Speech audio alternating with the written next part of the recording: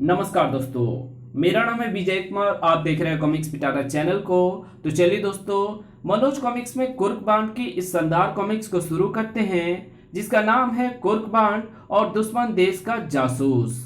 आप देख सकते हैं इसका कवर पृष्ठ, जो कि कुछ इस तरह का है। ओके, तो चलिए इसकी शानदार स्टोरी को हम शुरू करते हैं। 10 दिन की लगातार भाग दौड़ के बाद कुर्कबांड और मोटू ने आज एक केस हल कर डाला था। केस की सफलता पर उन्हें तगड़ा इनाम मिला था, इसलिए वे रात का खाना शहर के सबसे शानदार होटल ग्रीन प्लाजा में खा रहे थे। इस आदमी की सूरत कुछ जानी पहचानी सी लग रही है। कहाँ देखा है मैंने इसे? क्या बात है बांड भैया, खाते खाते तुम्हारा हाथ क्यों रुक गया? खाना अच्छा नहीं है क्या? खाना तो अच्छा है मोटू डियर, लेकिन मुझे कबाब में हड्डी नजर आ गई है। कहाँ है हड्डी? मुझे तो नजर नहीं आ रही है। इस प्लेट में नहीं, अपनी बाईं ओर तीसरी मेज पर देखो, हड्डी नजर आ जाएगी। तुम उस डढ़ियल की बात कर रहे हो बांड भैया? हाँ। क्या खास बात है उसमें जो वो हड्डी बनकर तुम्हारे गले में अटक रहा है? उसकी शक्ल कुछ जानी पहचानी सी लग रही है, और मेरा जासूसी दिमाग बार बार कह रहा है कि वो आदमी कुछ गड़बड़ है। लगता है तुम्हें जासूसिया नामक बीमारी हो गई है बांड भैया, तभी तुम हर आदमी पर शक करने लगते हो। तुम मेरे यानी 7वां एडिशन ऑफ जेम्स बॉन्ड के जासूसी दिमाग का मजाक उड़ा रहा है। मजाक ना उड़ाऊं तो और क्या करूं बांड भैया? वो बेचारा आराम से बैठा कॉफी पी रहा है और तुम बेवजह उस पर शक कर रहे हो। अच्छा, अब मुंह पर ढक्कन लगा और मुझे याद करने दे कि मैंने इस डढ़ियल को कहाँ देखा है। ठीक है, मैं चुप हो जाता हूँ। तुम लगाओ अपनी याददाश्त पर धार, पर साथ में खाना भी खाते रहो। कुर्कबांड बेमन से खाना खाने लगा। कौन है ये डढ़ियल? कहाँ देखा है मैंने इसे? मेरा दिमाग बार बार मुझे इसके प्रति सावधान क्यों कर रहा है? उफ, क्या हो गया है मेरे दिमाग को? इतनी सी बात याद नहीं आ रही है। बेकार में कोशिश कर रहे हो बांड भैया, तुमने शायद वो बात नहीं सुनी। बिन मांगे मोती मिले, मांगे मिले न भीख। अपने दिमाग को शांत छोड़ दो, खुद ब खुद याद आ जाएगा। You are right. तभी एक व्यक्ति होटल में प्रविष्ट हुआ। मेज नंबर 10, घनी दाढ़ी, मूछ, नीले रंग का सूट। मुझे इसी व्यक्ति से मिलने के लिए कहा गया था। फिर वो तेज कदमों से चलता हुआ दड़ियल के करीब पहुंच गया। हेलो, आपके पास माचिस होगी? घर फूंक कर तमाशा देखना है क्या? हाँ, ये कोड वर्ड था। ये नया मुर्गा कौन आया है उसके पास? उसका कोई यार दोस्त या जान पहचान वाला होगा। तुम तो बेकार में ही हाथ धोकर उस बेचारे के पीछे पड़ गए हो। मेरा नाम सुधीर है। बंदे को फन्ने खां कहते हैं। क्या पियोगे? कॉफी मंगा लो और काम की बात शुरू करो। मेरा यहाँ ज्यादा देर तक रुकना ठीक नहीं है। तुमसे ज्यादा खतरा तो मुझे है। कॉफी का ऑर्डर देकर फन्ने खां ने बात शुरू की। मिस्टर सुधीर, मुझे उन पाकिस्तानी अधिकारियों की लिस्ट चाहिए जो हिंदुस्तान के लिए जासूसी करते हैं। सॉरी मिस्टर फन्ने खां, आजकल बहुत सख्ती चल रही है। मैं इस समय आपका ये काम नहीं कर पाऊंगा, मुंह मांगी कीमत पर भी नहीं। सुधीर सोच में पड़ गया। थोड़ा सा रिस्क है, पर मुंह मांगी कीमत मिल रही है, मुझे इनकार नहीं करना चाहिए। कीमत होगी 10 लाख। काम हो जाएगा, पर समय लगेगा। कितना? कह नहीं सकता। कल भी हो सकता है और हफ्ता 10 दिन भी लग सकते हैं। इतना समय मेरे पास नहीं है मिस्टर सुधीर। मुझे वो लिस्ट 2-4 दिन में ही चाहिए। तुम मेरी परेशानी समझ नहीं रहे हो। अगर चीफ के भेजे बिना मैं वाल्टरूम में गया तो शक के घेरे में आ जाऊंगा। मान लो तुम्हारा चीफ तुम्हें हफ्ते 10 दिन वाल्टरूम में ना भेजे तो? ऐसा संभव तो नहीं, फिर भी कुछ कहा नहीं जा सकता, इसलिए इंतजार तो करना ही पड़ेगा।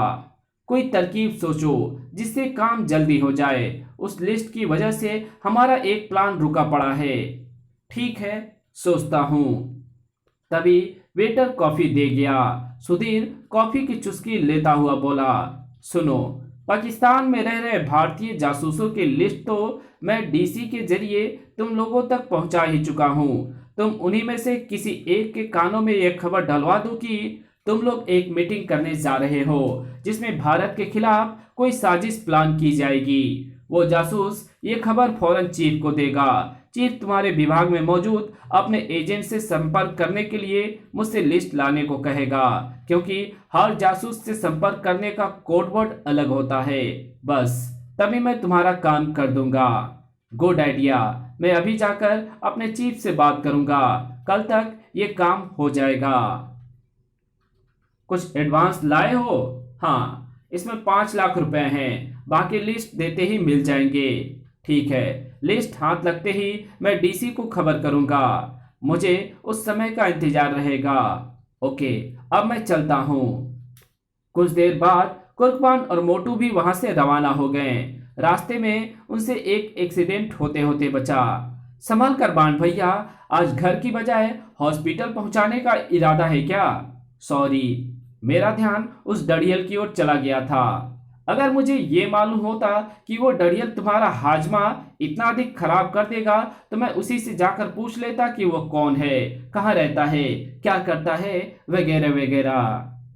लेकिन घर पहुंचने के बाद भी कुर्कबान के दिमाग से डड़ियल ना निकल सका। कहाँ देखा है मैंने उस डड़ियल को? सुबह होने पर अबे अब उठेगा या नहीं, या सारे घोड़े आज ही बेच डालेगा। अपने आप को बड़ा फन्ने खान जासूस समझता है। अबे जासूस भी कहीं इतनी देर तक सोते हैं? अपने बापू की चीख पुकार सुनकर कुर्कबान उछलकर उठ बैठा। याद आ गया। क्या याद आ गया? कुछ नहीं। आपने मेरे दिमाग के बंद खिड़की दरवाजे खोल दिए। आपका बहुत बहुत धन्यवाद बापूजान। पटाखा सिंह भुनभुनाता हुआ चला गया। मोटू, अरे मोटू, कहाँ मर गया? मरा नहीं हूं, अभी आ रहा हूं। क्या है बाण भैया? मुझे डड़ियल के बारे में याद आ गया। बड़ी खुशी हुई ये सुनकर कि तुम्हारे दिमाग में सोचने से छुट्टी मिल गई। अच्छा, ये तो बताओ कौन है वो? वो पाकिस्तानी जासूस फन्ने खां था। क्या? तुम्हें जरूर कोई गलतफहमी हुई है बाण भैया। मैंने ऑफिस में रखी इंटरनेशनल जासूसों की फाइल में रखी फन्ने खां की फोटो देखी है। उस फोटो और डड़ियल में जरा सी भी समानता नहीं है। वो पाकिस्तानी जासूस फन्ने खां ही है। दाढ़ी मूछ लगाकर अपने चेहरे में तब्दीली ले आना उसके लिए मामूली बात है। यही वजह थी कि बार बार दिमाग पर जोर देने के बाद भी मैं उसे पहचान नहीं पा रहा था। मुझे तो यकीन नहीं आ रहा कि वो डड़ियल पाकिस्तानी जासूस फन्ने खां था। फिक्र नॉट, ऑफिस चलकर मैं तुम्हें यकीन दिला दूंगा। 10 बजे दोनों ऑफिस पहुंचे। इंटरनेशनल जासूसों की फाइल लाओ। मोटू अलमारी से फाइल निकाल लाया। ये लो।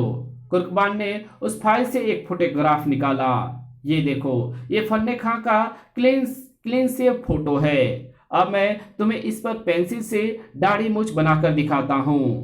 10 मिनट बाद अब बताओ, ये फोटो डड़ियल की लग रही है या नहीं? वाकई बाण भैया, ये तो बिल्कुल डड़ियल ही बन गया। अब तो यकीन आ गया ना कि वो फन्ने खां ही था।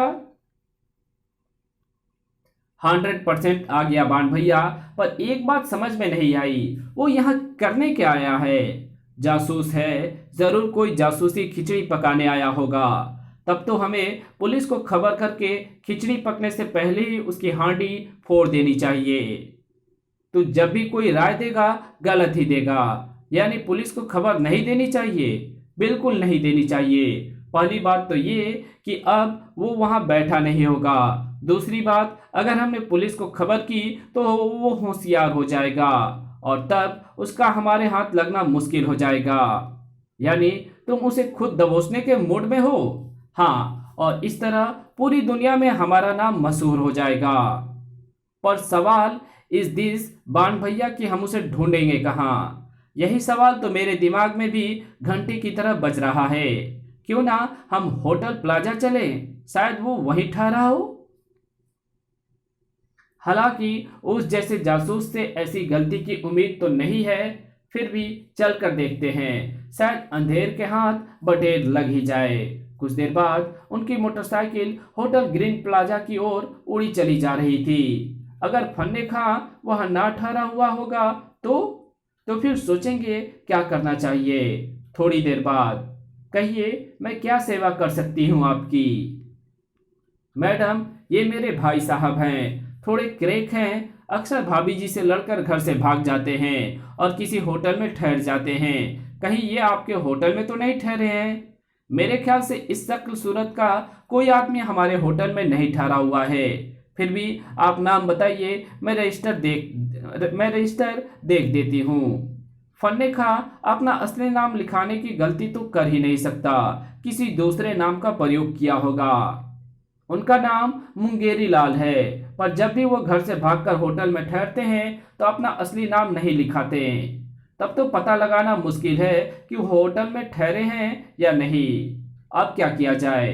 चलो किसी दूसरे होटल में चलकर पता करते हैं।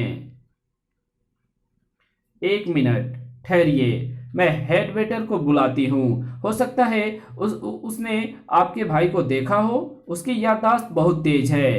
उसने घंटी बजाकर हेड वेटर को बुलाया। यस मैडम, ये फोटो ध्यान से देखो और बताओ ये साहब अपने होटल में ठहरे हैं या नहीं। ये साहब अपने होटल में तो नहीं ठहरे, पर कल रात यहाँ आए जरूर थे। फिर रिसेप्शनिस्ट का धन्यवाद अदा कर कुर्बान और मोटू होटल से बाहर आ गए। अब क्या इरादा है बाण भैया?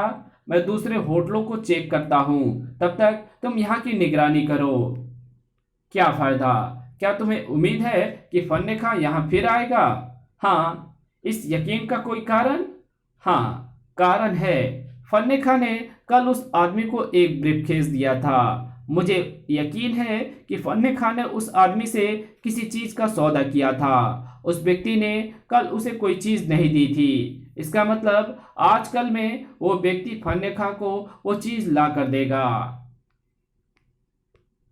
कहो तो तुम ठीक रहे हो, पर मुझे निगरानी कब तक करनी पड़ेगी? सुबह से रात 12 बजे तक, और ऐसा तुम्हें कई दिनों तक करना पड़ेगा।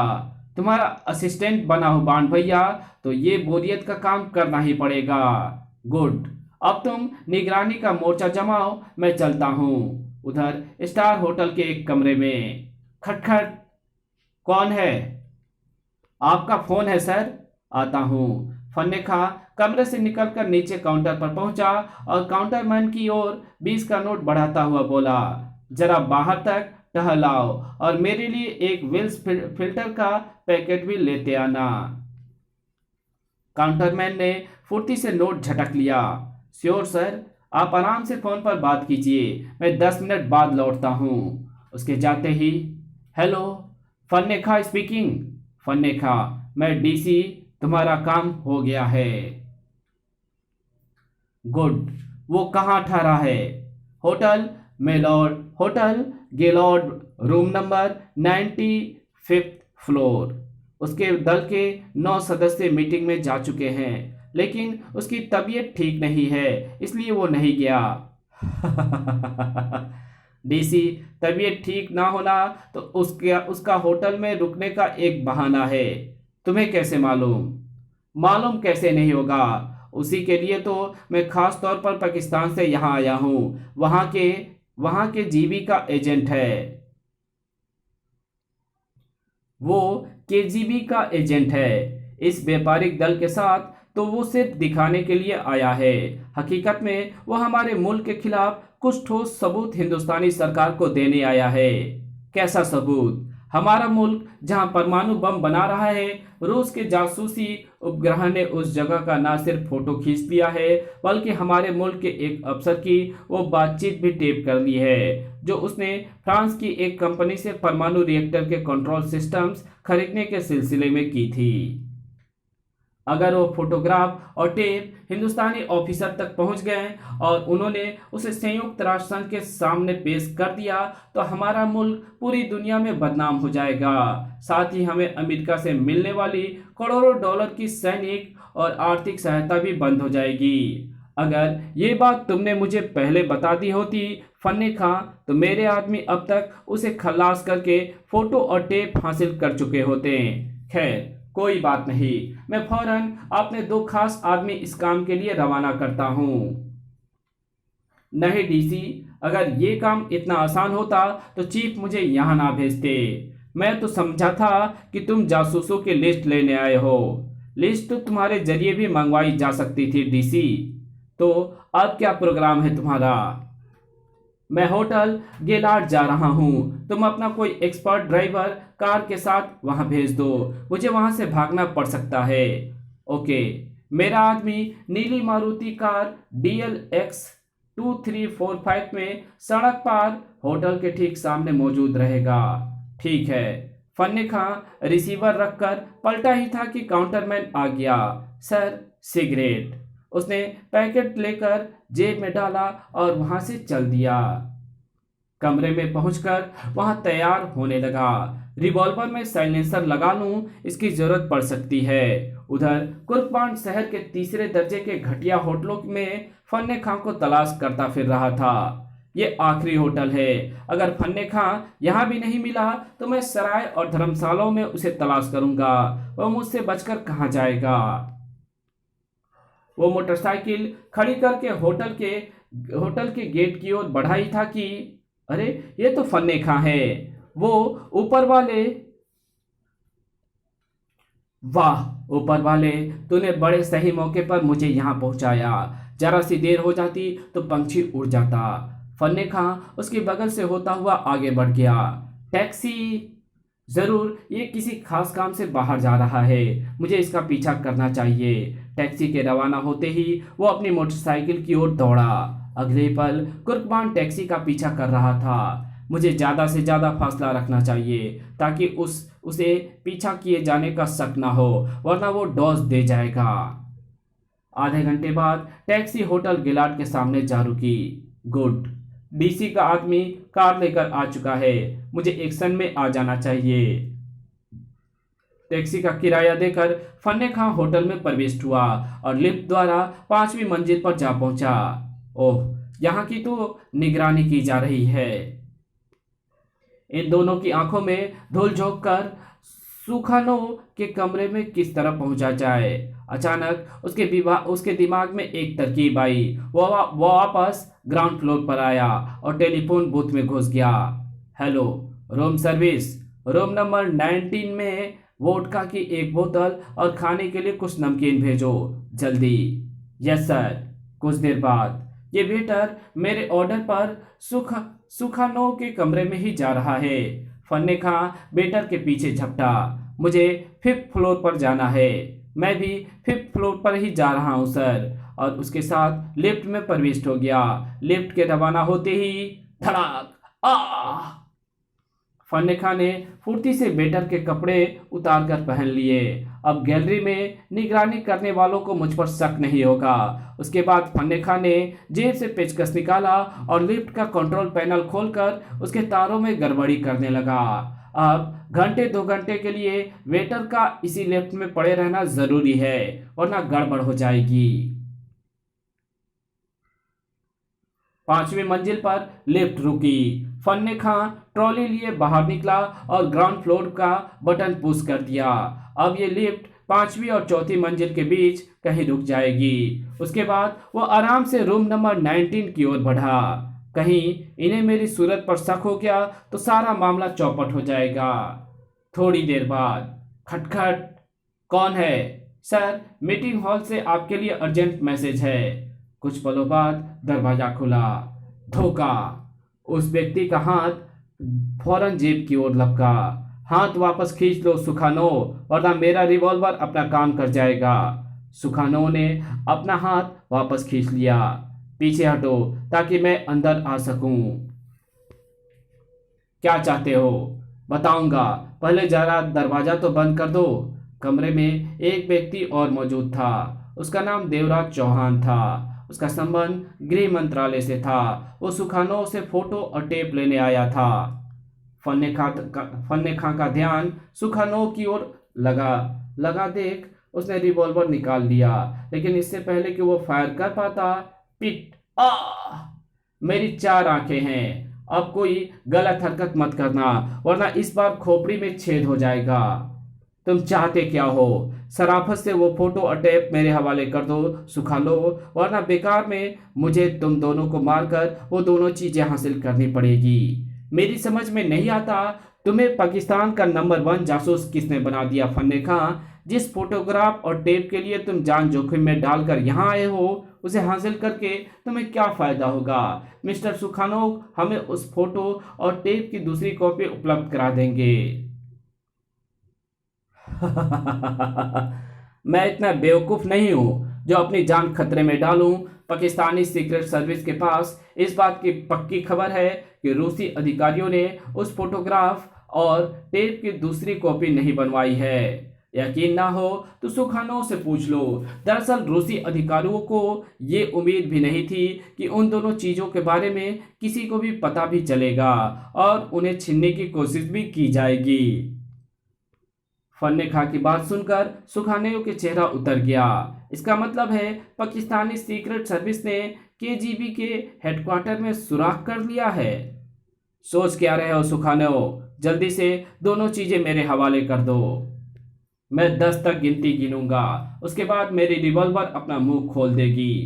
1 2 3। ठहरो, देता हूं। उधर कुर्कबान मोटरसाइकिल खड़ी करके होटल में दाखिल हुआ तो उसने फन्ने खां को एक वेटर के पीछे लपकते देखा। पता नहीं ये किस चक्कर में है, वो भी उसके पीछे झपटा। उसके देखते ही देखते फन्ने खां वेटर के पीछे लिफ्ट में समा गया और लिफ्ट चल पड़ी। दूसरी लिफ्ट के आने का इंतजार करने के बजाय मुझे सीढ़ियों द्वारा पीछा करना चाहिए। अगले पल वो सीढ़ियों की ओर झपटा और 2-3 सीढ़ियां फलांगता हुआ ऊपर चढ़ने लगा। जब वो 5वीं मंजिल पर पहुंचा तो उसे लिफ्ट नीचे जाती हुई नजर आई। ये क्या चक्कर है?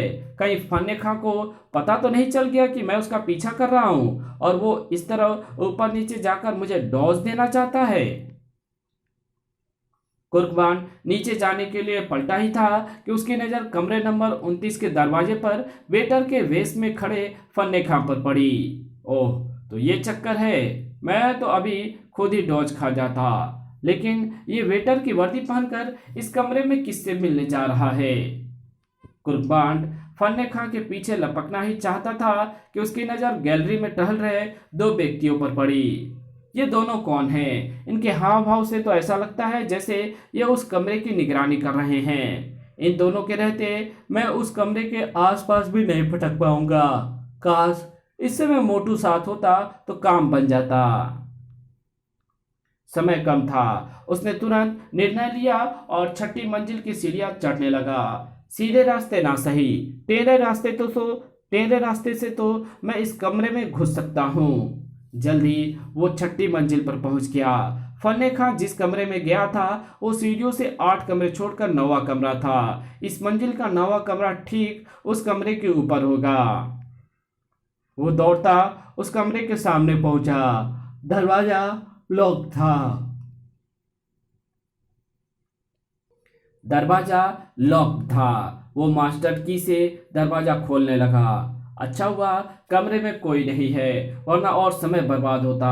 दरवाजा खुलते देर न लगी। अंदर पहुंचकर उसने दरवाजा बंद किया और भागता हुआ खिड़की पर पहुंचा। बन गया काम। दोनों कमरों की खिड़कियां सीध में है। कुर्कबान ने फुर्ती से बेल्ट में फंसा नायलॉन की डोरी का गुच्छा निकाला जिसके एक सिरे पर हुक बंधा था।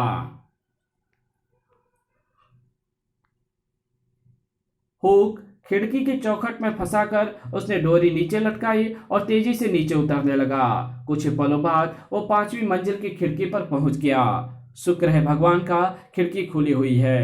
अंदर ये लो। शाबाश, ये हुई ना कोई बात। तुमने ये दोनों चीजें हासिल तो कर ली है फन्ने खां, पर तुम इन्हें यहां से ले जा नहीं पाओगे।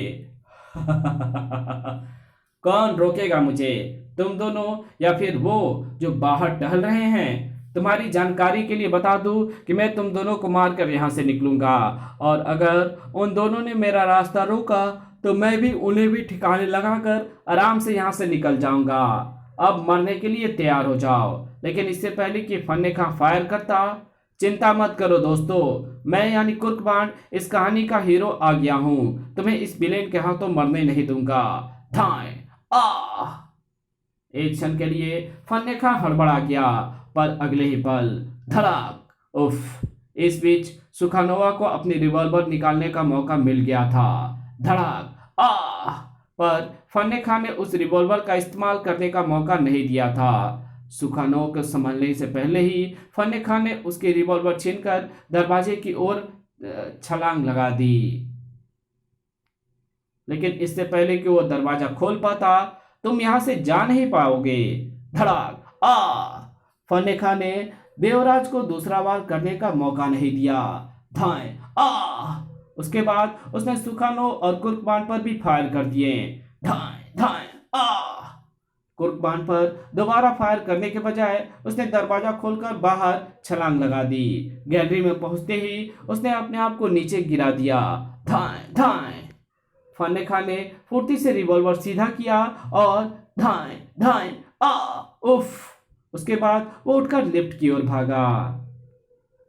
कमरे में इन दोनों की हालत गंभीर है। अगर इन्हें तुरंत डॉक्टरी सहायता ना मिली तो ये मर जाएंगे। देवराज चौहान कुर्कबान के दिल में उठ रहे विचारों को भाप गया। हमारी चिंता ना करो, फन्ने खां को पकड़ो, किसी तरह उससे फोटो और टैप प्राप्त करो। हाँ दोस्त, उसकी कीमत हमारी जान से ज्यादा है। बात कुर्कबान की समझ में आ गई। वो अपना रिवॉल्वर उठाकर बाहर की ओर भागा। बाहर निकलते उसकी नजर लिफ्ट की ओर भागते फन्ने खां पर पड़ी थी। रुक जाओ फन्ने खां, वरना मैं गोली मार दूंगा। रुकने के बजाय फन्ने खां फुर्ती से पलटा और धाएं कुर्कबान ने जवाबी फायर किया, पर तब तक फन्ने खां लिफ्ट में प्रवेश हो चुका था। धाएं बच गया कमबख्त। दूसरे लिफ्ट फन्ने खां पहले ही खराब कर चुका था, इसलिए कुर्कबान सीढ़ियों से नीचे भागा। अगर फन्ने खां बचकर निकल गया तो मेरी नाक कट जाएगी। कुर्कबान नीचे पहुंचा तो फन्ने खां गेट की ओर भागता हुआ नजर आया। धाएं फन्ने खां होटल से निकलकर सड़क पार खड़ी मारुति की ओर भागा।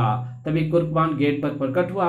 उसने फन्ने खां को निशाना बना लिया, लेकिन तभी धाएं उफ दोनों कारें आगे पीछे वहां से रवाना हो गई।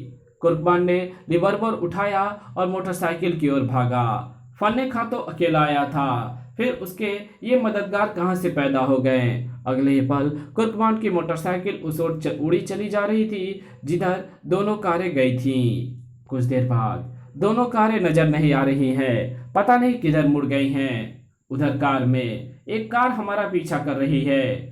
हम उसमें अपने आदमी हैं। अगर वो ना होते तो आपका बचना मुश्किल था। 1 घंटे बाद दोनों कारें एक बंगले में प्रविष्ट हुई। आओ फन्ने खां, हेलो डीसी, बब्बन, शेरा, दोनों कारें गैरेज में ले जाओ। इनके कलर और नंबर चेंज कर दो। Okay boss. अब तुम तीनों अड्डे पर जाकर आराम करो। जाओ। अब तुम तीनों अड्डे पर जाकर आराम करो। आओ फन्ने खां। कुछ देर बाद डीसी, मैं इस मेकअप में पहचान लिया गया हूँ, अतः मैं नया मेकअप करना चाहता हूँ। कहीं जाना हो तभी कर लेना, फिलहाल आराम करो। लेकिन मेरा एक काम तो फौरन कर ही दो, किसी को होटल भेजकर मेरा सामान मंगवा लो। ठीक है, अभी भेजता हूँ किसी को। जिस आदमी को भेजो उसे समझा देना कि पहले होटल के आसपास नजर मार ले, फिर सामान लेने होटल में जाए। हो सकता है वहां कोई मेरी ताक में लगा हो। समझा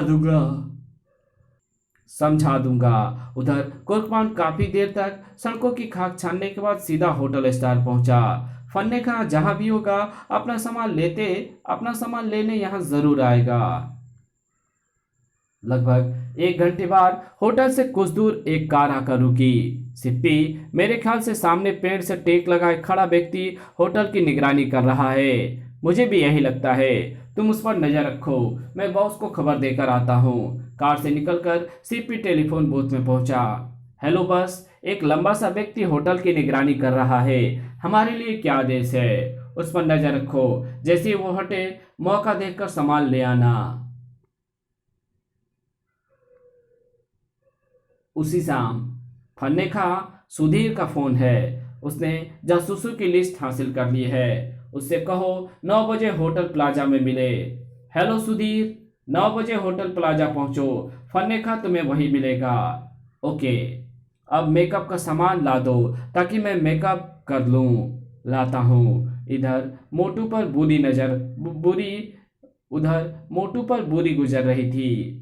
ऊपर वाले रहम कर, अगर मुझे 1-2 दिन और इसी तरह निगरानी करनी पड़ी तो मैं पागल हो जाऊंगा। फिर शायद ऊपर वाले को मोटू पर तरस ही आ गया। रात 9 बजे होटल के सामने एक टैक्सी आकर रुकी। अरे, ये तो वही व्यक्ति है जिसे फन्ने खां ने ब्रीफकेस दिया था। ये जरूर फन्ने खां से ही मिलने आया होगा। मुझे फौरन बांड भैया को खबर देनी चाहिए। उसने फौरन घड़ी में फिट ट्रांसमीटर चालू किया। हेलो बांड भैया, मैं मोटू बोल रहा हूँ। फन्ने खां का कुछ पता चला? पता चला था, पर वो चोट देकर निकल गया। तुम सुनाओ, तुमने तुमने क्या तीर मारा? तीर नहीं, तुक्का मारा है। मोटू ने पूरी बात बता दी। तुमने बहुत अच्छी खबर सुनाई है मोटू। वो फन्ने खां से ही मिलने आया होगा। उस पर नजर रखो, मैं इनकी गिरफ्तारी का इंतजाम करके फौरन पहुंचता हूँ। मोटू ने ट्रांसमीटर ऑफ किया और टहलता हुआ होटल में प्रविष्ट हुआ। मुझे किसी ऐसी मेज पर बैठना चाहिए जहां से उस व्यक्ति और गेट पर नजर रखी जा सके। उधर, हेलो, कहिए क्या बात है? पहचाना नहीं? मैं हूं फन्ने का। आपके पास माचिस होगी? घर फूंक कर तमाशा देखना है क्या? हाँ, बैठो। आज नया मेकअप लगा है? क्यों? पुराना मेकअप ओपन हो गया था, इसलिए नया कपड़ा। ये नया मुर्गा कौन है? कहीं फन्ने खा तो नहीं है? तभी बिल्कुल ठीक पहचाना। वो फन्ने खा वो फन्ने खा ही हैं। तुम कौन हो? Seventh edition of James Bond. तुम कौन हो? 7th edition of James Bond. Oh बाण भैया, तुमने ये मेकअप क्यों कर रखा है? दिन में फन्ने खां से मेरी मुठभेड़ हो चुकी है, इसलिए मेकअप में आना पड़ा है। उधर, ये लो, किसी को शक तो नहीं हुआ? पूरी प्लानिंग के साथ काम किया है, इसलिए शक होने का कोई सवाल ही नहीं उठता। अब किस बात का इंतजार कर रहे हैं? पुलिस को फोन करो। अभी नहीं, अभी उस गद्दार का पता लगाना है जो फन्ने खां की सहायता कर रहा है। वो जा रहा है, तुम उसका पीछा करो। उसकी पूरी हिस्ट्री मालूम करके पुलिस को फोन करना। मैं फन्ने खां के पीछे आ जाऊंगा। 5 मिनट बाद फन्ने खां उठा, कुर्बान उसके पीछे लग गया। कुछ देर बाद वो फन्ने खां की कार का पीछा कर रहा था। आधे घंटे बाद, डीसी, मेरा मिशन कामयाब रहा। अब मैं ज्यादा से ज्यादा मुल्क जाना चाहता हूँ। सुबह मेरा एक ट्रक जालंधर जा रहा है, उसी के साथ निकल जाना। मेरे आदमी तुम्हें बॉर्डर पार करा देंगे। तभी, फिलहाल तो तुम लोग जेल जाने की तैयारी करो। कुर्बान के पीछे पुलिस फोर्स और सीक्रेट सर्विस के 2 व्यक्ति अंदर घुस आए। गिरफ्तार कर लो दोनों को। खबरदार, रिवॉल्वर निकालने की कोशिश मत करना। दोनों ने अपने आप को उनके हवाले कर दिया। अगले दिन सीक्रेट सर्विस के हेडक्वार्टर में, हम तुम्हारे कारनामे से बहुत प्रभावित हुए हैं कुर्बान। तुम सीक्रेट सर्विस के लिए काम क्यों नहीं करते? मैं आजाद रहकर ही काम करना चाहता हूं सर। हाँ, जरूरत पड़ने पर मैं देश की कोई भी सेवा करने को तैयार हूँ। जैसे तुम्हारी मर्जी। इसी के साथ ये कहानी यही खत्म होती है। तो मिलेंगे आपसे एक और नए कॉमिक्स में, तब तक के लिए बाय। वीडियो अच्छी लगी तो इस वीडियो को लाइक कर देना। चैनल पे पहली बार आए तो चैनल को सब्सक्राइब कर बेल आइकन को जरूर प्रेस कर देना, और जहां इस वीडियो की जरूरत हो वहां इसको शेयर जरूर कर देना। तो मिलते हैं आपसे एक और नई कॉमिक्स में, तब तक के लिए बाय।